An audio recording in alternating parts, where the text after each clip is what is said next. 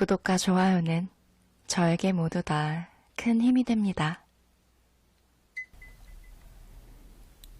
안녕하세요. 거북이의 별책 부록의 거북이입니다.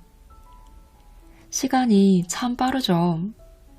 요즘 날씨도 서늘해지고 연말이 다가오면서 나이듦을 깨닫고 왠지 우울하기도 하고 불안함과 쓸쓸한 마음이 들 때인 것 같아요. 이런 마음을 행복으로 전환시켜야겠죠. 그렇다면 어떻게 지혜롭게 나이듦을 받아들이고 행복한 삶을 살 수 있을까요? 오늘은 이에 대한 이야기를 김범준 저자의 50에 읽는 장자와 함께 다뤄볼게요. 장자는 춘추 전국시대의 혼란을 극복하기 위해 나타난 도가 사상을 계승한 철학자입니다. 삶의 자유와 해방을 중시했고 사소한 것에 집착하기보다는 있는 그대로의 모습을 인정하며 긍정적으로 살라는 메시지를 사람들에게 전파했습니다. 이는 시대를 막론하고 지금까지 고군분투하며 살아가는 많은 사람들에게 꼭 필요한 메시지이기도 한데요. 이러한 장자의 메시지를 책의 저자는 자신이 50이 되어 깨달았던 부분과 함께 쉽게 해석을 해 이 책에 담았어요. 저도 장자의 이야기들을 참 좋아하는데 이 이야기를 해석하기가 어려운 부분이 있었어요. 그래서 장자의 메시지를 쉽게 전달할 수 있는 책이 있을까 둘러보다가 오늘 함께할 책을 발견하게 되었는데요. 50 이후의 삶에 초점을 두고 설명이 되어 있지만 사실 나이듦을 느끼는 누구나 공감하고 깨달음을 얻을 수 있는 내용인 것 같아 가져왔습니다. 그럼 장자가 알려주는 지혜, 지금부터 함께 해볼게요. 볼 필요가 없는 것은 보지 않습니다. 신도가는 형벌로 발이 하나가 잘린 사람인데 적나라의 대신인 자산과 함께 백혼 무인을 스승으로 모셨습니다. 자산이 신도가에게 이렇게 말했어요. 내가 먼저 나갈 테니 자네는 남아있게. 아니면 자네가 먼저 나가면 내가 남아있겠네. 신도가가 대답했습니다. 자신은 몸이 온전하다면서 발이 없는 나를 두고 비웃는 자가 많았네. 밝은 성이 났다가도 스승님을 만나고 나면 모든 걸 잊고 평상심을 회복했다네. 스승님의 덕이 나를 선으로 씻어주었던 것이네. 지금까지 스승님을 19년 동안 따르고 배웠지만 스승님은 아직 내가 외발임을 모른다네. 여러분, 사람의 관계에 있어서 가장 중요한 게 무엇일까요? 네, 공감이에요. 그렇다면 이 공감은 어디에서부터 비롯되는 걸까요? 바로 사실을 있는 그대로 잘 관찰하는 태도라고 해요. 이때 규칙이 있는데요. 반드시 봐야 할 것만 보고 굳이 볼 필요가 없는 것에는 눈길을 주지 않는 거예요. 이것은 다른 사람과 관계를 맺는 가장 기초적이고도 중요한 기술이기도 합니다. 이제부터 장자가 신도가라는 인물을 등장시켜 우리에게 무엇을 말하려는지 확인해 볼게요. 신도가의 직업은 밝혀지지 않았습니다. 하지만 장자에서 유추해보건대 그리 잘 나가는 사람은 아니었던 것 같아요. 무슨 죄를 지었는지는 모르겠지만 발이 하나 잘렸으니 세상에 손가락질을 받으며 천한 사람 취급을 받았을 거란 생각이 됩니다. 그렇지만 배움에 대한 열망이 컸기에 백혼 무인이라는 인물을 스승으로 삼았어요. 스승의 밑에는 자산이라는 자도 있었습니다. 그런데 자산이 신도가를 바라보는 시선은 따가웠어요. 내가 지금 너와 같은 스승을 모시긴 하지만 나는 너와는 다른 사람이야 라는 태도를 보인 거예요. 왠지 신도가를 벌레 보듯이 쳐다봤을 자산의 싸늘한 시선이 어렴풋이나마 느껴지기도 합니다. 바라보는 것에서 그쳤으면 그래도 괜찮았을 거예요. 그가 신도가 한 공간에 있을 때 한 말은 냉정함을 넘어선 무례였으니까요. 내가 먼저 나갈 테니 자네는 남아있게. 자네가 먼저 나가면 내가 남아있겠네.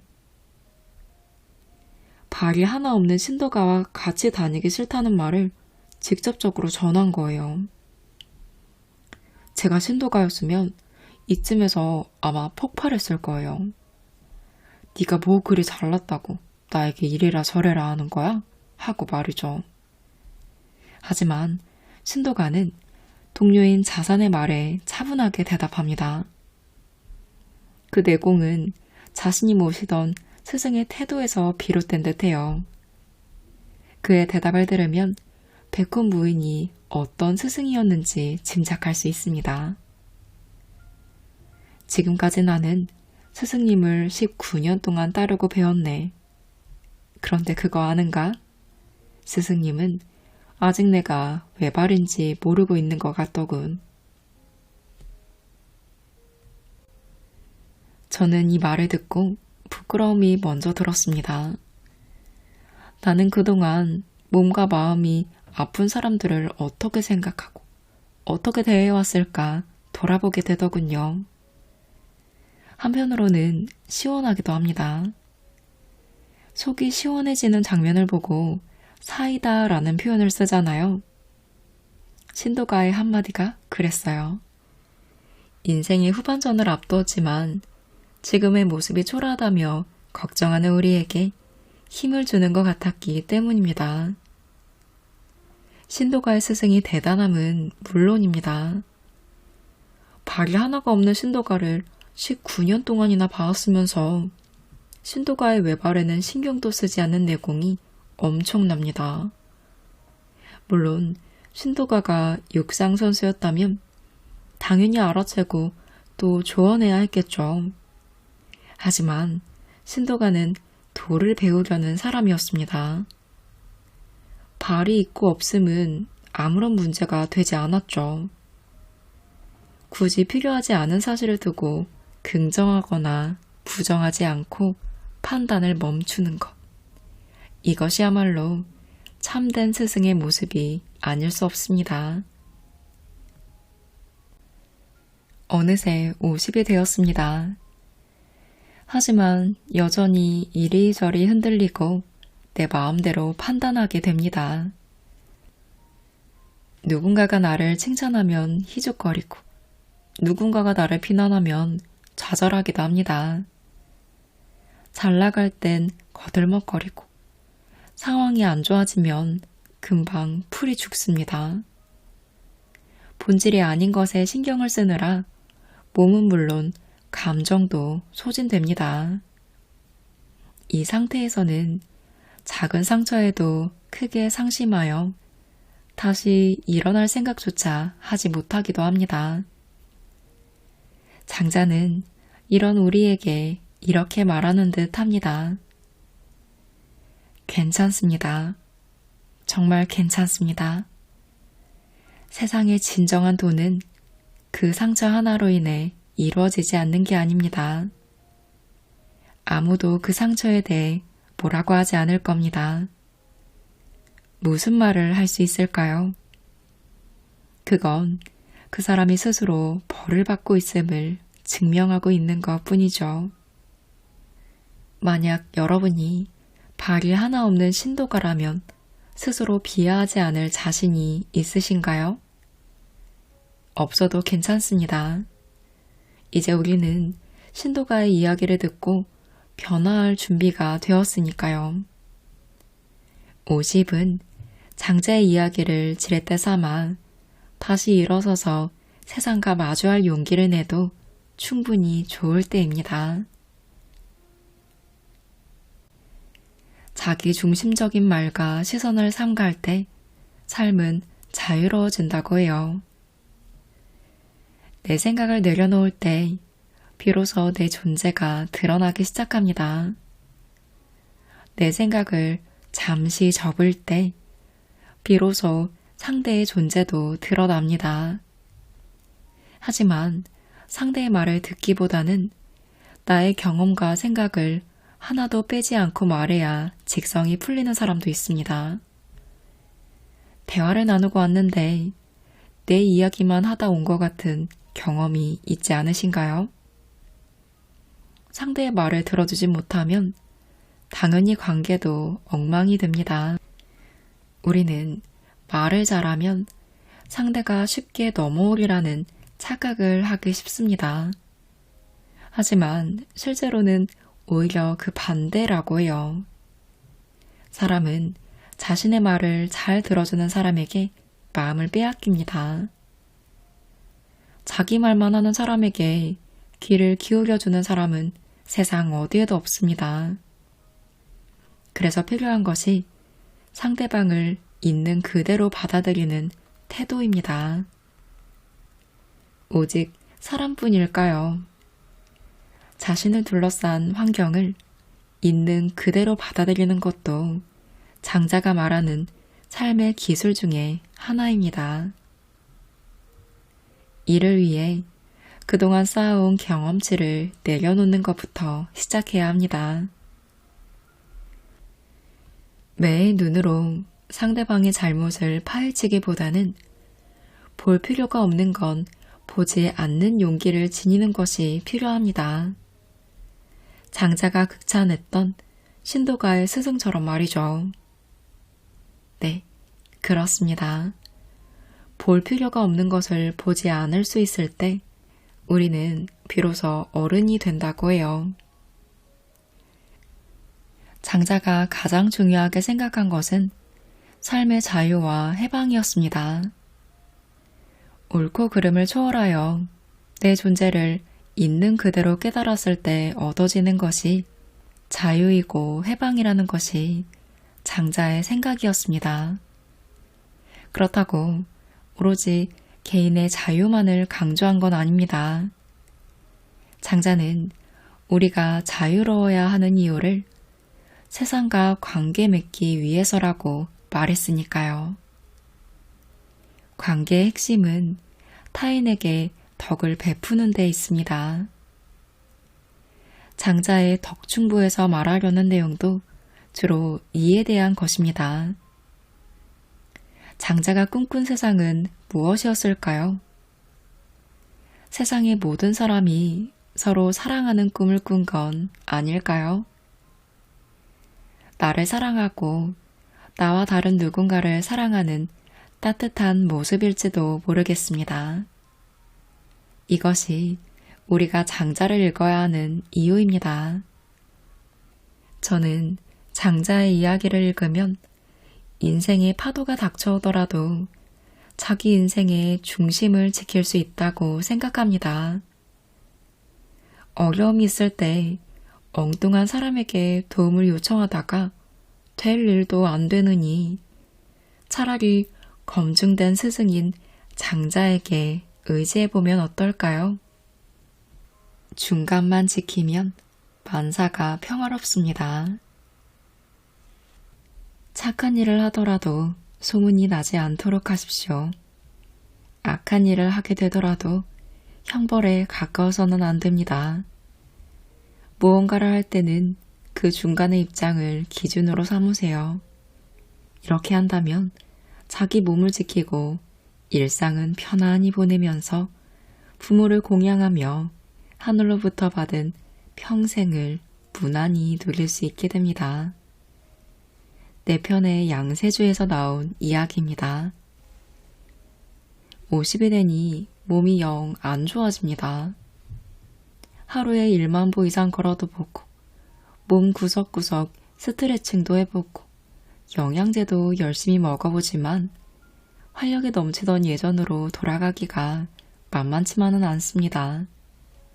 어쩔 땐 몸이 점점 사그라드는 느낌이 들어 매우 불쾌하기도 하죠. 고민 끝에 헬스장에 등록해보지만 며칠 나가고 회비를 버리는 일이 반복되니 자괴감도 듭니다. 몸뿐만 아니라 마음은 또 어떤가요? 수십 년 동안 쉬지 않고 바쁘게 지내다 보니 세상을 바라보는 나의 영혼도 함께 팍팍해진 것 같습니다. 장자는 이런 우리를 보고 이렇게 이야기합니다. 몸을 지키는 일은 아무것도 아닙니다. 일상도 편안하게 보낼 수 있고 부모도 공양할 수 있습니다. 그렇게 하늘로부터 받은 당신의 수명을 무난하게 누리면서 살 수 있습니다. 그것도 마음 편하게 말이죠. 몸뿐만 아니라 마음까지도 편안해지는 방법이 있다고 하니 귀가 솔깃합니다. 심지어 부모를 공양할 수도 있다고 하는군요. 과연 그 비법은 무엇일까요? 장자의 제안은 예상외로 단순했습니다. 첫째, 착한 일을 하더라도 소문을 내지 말 것. 둘째, 악한 일을 하게 되더라도 벌을 받을 정도가 되어서는 안 될 것. 셋째, 무슨 일을 할 때는 그 중간의 입장을 기준으로 삼을 것. 잘난 체 하지 말고 벌 받을 정도의 나쁜 일을 삼가며 무슨 일이 있다면 우선 중도적 입장을 취하는 것. 이 세 가지만 지키면 마음이 편한 건 물론이고 건강하게 천수를 누릴 수 있다고 해요. 편안함에 이르는 비결은 중간만 하는 것입니다. 장자의 양생주에는 어떻게 하면 활기차고 신나고 생명력 있는 삶을 살 수 있는지와 관련된 내용이 나오는데요. 그 방법은 생각보다 간단합니다. 특히 쉴 틈 없이 고단하게 살아온 50에게는 이제 여백을 고민해보라고 제안해요. 50. 치열하게 살아왔습니다. 늘 부대끼고 정신없이 바쁜 일상이었죠. 삶의 여백이라고는 도무지 찾기가 어려웠습니다. 하지만 이제부터는 여백을 발견해야 할 때라고 해요. 그동안 미처 보지 못했던 공간을 찾고 그동안 신경 쓰지 못했던 시간을 찾아내야 내 삶의 진정한 주인공이 될 수 있습니다. 때로는 중간만 해도 본전을 찾습니다. 그럼에도 욕심 때문에 자신의 몸과 마음에 고통을 주고 있다면 타인과 경쟁하고 뭔가를 얻기 위해 투쟁하며 아직 자신의 또 다른 가능성을 발견하지 못했다면 이제는 장자가 전하는 중간만 하라라는 메시지에 귀를 기울일 차례입니다. 중간이라고 하면 이도 저도 아니고 노력하지 않는 상태처럼 느껴지지만 중간에 이르는 과정은 사실 그리 만만치 않습니다. 장자가 제안한 세 가지 태도 중 벌받을 정도로 악한 일을 하지 않는 일은 그래도 할만합니다. 그런데 착한 일을 소문내지 않는 일은 생각보다 쉽지 않죠. 우리는 착한 일을 하면서도 티를 내지 않은 사람을 천사라고 지칭하기도 합니다. 신과 인간의 중간 존재로서 신의 뜻을 인간에게 전한다는 바로 그 천사 말이죠. 장자는 천사가 되는 법을 알려주었습니다. 착한 일을 할 땐 소문을 내지 않으면 된다고요. 실제로 우리 주변에는 이런 천사들이 많이 있습니다. 언젠가 얼굴 없는 천사들이 전하는 행복 바이러스라는 제목으로 보도된 한 방송사의 뉴스를 보게 되었는데요. 화면에는 한 경찰서 안으로 불쑥 들어오는 남성이 하나 보입니다. 그리고 무언가를 전달하곤 급히 밖으로 나갑니다. 전달된 것은 5만원권 지폐 20장과 조선 가정을 위해 써달라는 쪽지였습니다. 점심 식사 중이던 직원들이 급히 달려나가 그 남성에게 이름을 물었으나 그 남성으로부터 돌아온 말은 잘 써달라는 부탁뿐이었다고 합니다. 장자는 바로 이런 사람이 되라고 말해요. 하지만 그리 쉽지는 않겠죠. 이 책을 쓴 저자 또한 그동안 아주 작은 잘한 행동 하나, 미미하기 이를 데 없는 선행 하나도 모조리 드러냈다고 해요. 칭찬과 존경을 받기 위해서 말이죠. 하지만 이것이 자신에게 미칠 좋은 영향만 생각했지, 이런 행동으로 인해 누군가에게 시기와 질투를 살 수도 있다는 점은 깨닫지 못했습니다. 세상에는 가까운 사람을 음해하고 필요하면 온갖 공격마저 일삼는 사람이 생각보다 많이 있습니다. 다른 사람의 불행을 자신의 행복으로 여기는 사람이 생각보다 많다는 사실을 믿고 싶지 않을 정도였죠. 이름 없이 사는 것. 그걸 왜 몰랐던지 저자도 많이 후회했다고 해요. 나로부터 시작해 나에게로 돌아오는 것이 인생입니다. 내가 입 밖으로 던진 말 한마디에 가깝던 사람들과 멀어질 수 있다는 사실을 기억하세요. 장자가 말한 착한 일을 하더라도 소문이 나지 않도록 하라 라는 말의 의미를 조금은 아시겠죠? 이름 없는 기부자가 되기를 선택한 현명한 천사처럼 착한 일을 하더라도 소문을 내지 않는 마음으로 세상을 살아가야겠다라는 생각이 들기도 합니다. 인생의 절반쯤 왔다면 이제 조금은 평화로워질 때입니다. 내 이름 석자를 알리지 못해 눈이 충혈되고 자기를 알아주지 않는다고 세상을 향해 분노를 쏟아내느라 정말 중요한 것을 놓치지 않기 위해서 말이죠. 인생이라는 작품은 50부터 그려가는 것입니다. 여희는 예라는 지역의 관리를 아버지로 둔 딸이었습니다. 어느 날 여인은 진나라에 강제로 끌려가게 되었는데 그때 그녀의 옷깃은 눈물로 흠뻑 젖었습니다. 하지만 진나라 왕궁에 이르러 왕과 함께 화려한 생활을 하고 맛있는 고기 요리를 마음껏 먹게 되자 여인은 자신이 끌려올 때 눈물 흘린 일을 후회했다고 합니다. 내 편 재물론에 나오는 이야기입니다. 누구에게나 반짝이는 순간이 있죠. 빛나는 과거를 잊지 못하는 경우도 있습니다. 하지만 아무리 좋았던 순간이라도 과거는 신기루와 같다는 걸 알게 되면 씁쓸해집니다.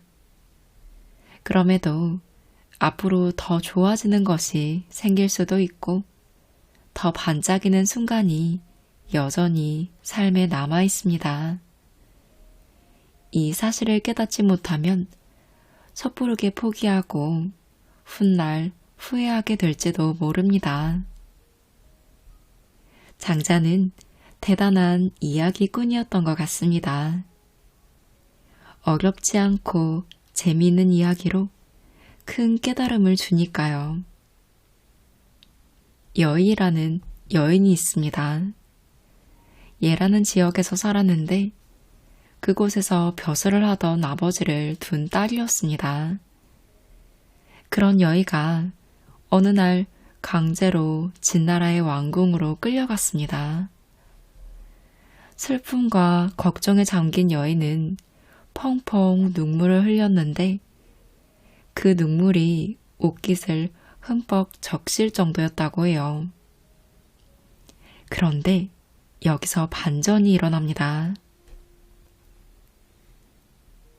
여희가 진나라의 화려한 왕궁 생활에 익숙해진 거예요. 맛있는 고기도 실컷 먹었습니다. 풍족한 삶을 누리게 된 여인은 자신이 끌려올 때 눈물 흘린 일을 후회했다고 해요.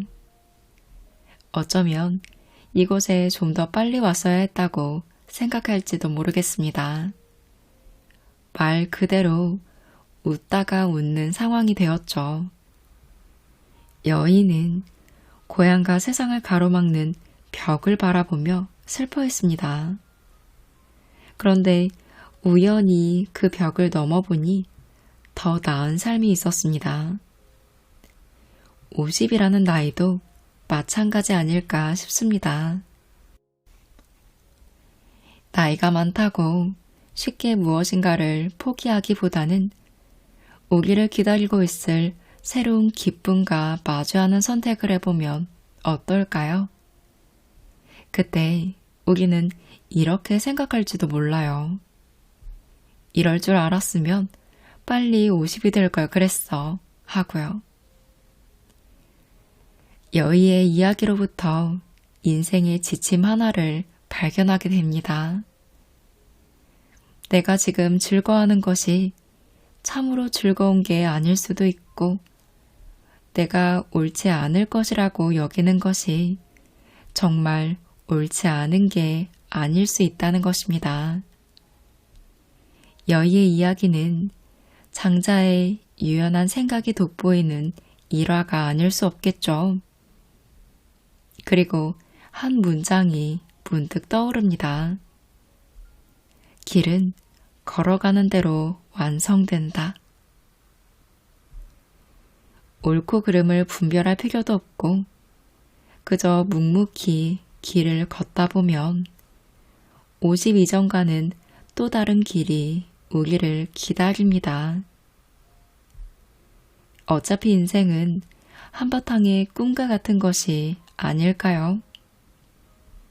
이왕이면 악몽일지도 모른다며 지레 겁먹기보다는 신나고 즐거운 꿈일 것이라고 긍정적으로 생각하는 게 낫지 않을까 싶습니다. 마치 소풍을 떠나듯 새로운 길을 가면서도 길이 만들어지는 과정을 여유롭게 지켜볼 줄 아는 50이 되라는 장자의 권유가 따뜻하게 느껴지기도 합니다. 50이 되었지만 여전히 나를 부자연스럽게 만드는 가치나 기준, 그리고 규범에 얽매이곤 합니다. 장자는 이런 것들에서 벗어나 창조적으로 나만의 길을 가라고 조언하며 불안한 우리의 마음을 다독여줍니다. 물론 자유가 우리의 일상에 당연한 것으로 느껴지지는 않습니다.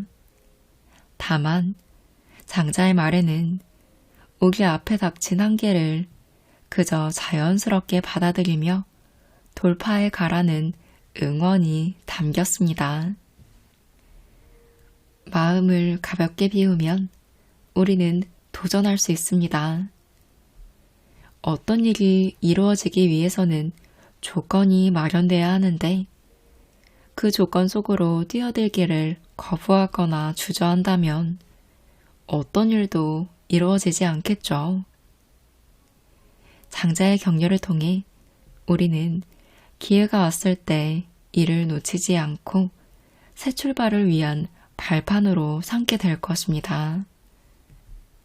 생각해보면 장자는 무엇이 옳고 그른지, 선하고 악한지를 크게 개의치 않았던 것 같습니다. 좀 더 큰 게 있고 좀 더 작은 게 있을 수 있으나 큰 것을 취해야 한다고 생각하는 대신에 큰 것을 취하면 작은 것도 자연스럽게 취하게 된다는 여유를 가지고 있었던 것이죠. 다만 장자는 즉 변화에 관심이 있었어요. 우리를 부자연스럽게 만드는 가치나 기준, 인습이나 규범에서 벗어나 새로운 세상에서 창조적으로 살아가는 변화를 택하는 것이 장자의 사상이었던 셈이죠. 그게 장자의 인생의 길을 만들어내는 방법이었던 것 같습니다. 네, 그렇습니다. 길은 존재하는 게 아닙니다. 길은 우리가 걷는 대로 만들어질 뿐이죠. 평탄한 길을 걷다가 갈림길에서 우리는 망설이기도 합니다. 어느 길이 나에게 더 도움이 되는 길일지 고민하면서 말이죠. 사실 우리는 그동안 누군가가 만들어 놓은 길을 쫓아왔습니다. 50이 되어 보니 이제는 걷는 대로 길이 만들어지는 것을 느낍니다. 미국의 시인 로버트 프루스트가 쓴 시의 한 부분이 생각나는 순간입니다.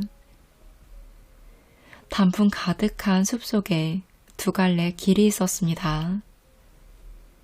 몸이 하나이니 두 길을 다 가지 못하는 것을 안타깝게 생각하면서 오랫동안 서서 잣나무 숲으로 굽어 꺾여 내려간 길을 바라보았습니다.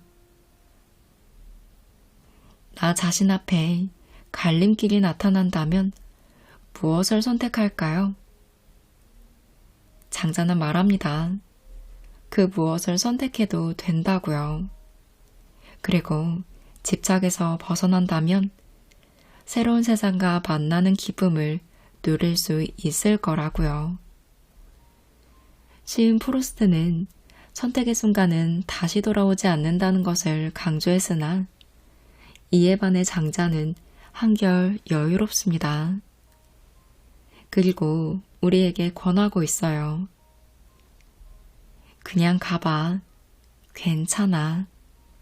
가다가 못 가면 다시 돌아와도 좋아. 라고요. 오늘은 김범준 저자의 50에 읽는 장자와 함께 했습니다. 이 이야기엔 어떤 뜻이 담겨 있을까 궁금증이 담긴 재미있는 이야기를 먼저 하고 그 뒤에는 저자만의 해석과 깨달음을 얻었던 이야기를 하는 식으로 내용이 전개가 되는데요. 해석도 참 부드러웠지만 이에 대한 깨달음을 얻었던 작가님의 이야기도 참 따뜻하고 공감 가는 부분들이 많아서 장자가 말하는 메시지에 대해 더 깊게 다가가는 느낌이 들었어요. 장자는 삶을 위한 자유와 해방을 말하지만 그 안엔 사람에 대한 배려와 따뜻함, 겸손을 배우는 깊은 의미가 담겨 있어서 삶의 여러 방면에서 도움이 되는 마음 공부를 할 수 있었습니다. 인생을 현명하게 살아가고 싶은 분들이 유용하게 읽어보실 수 있습니다.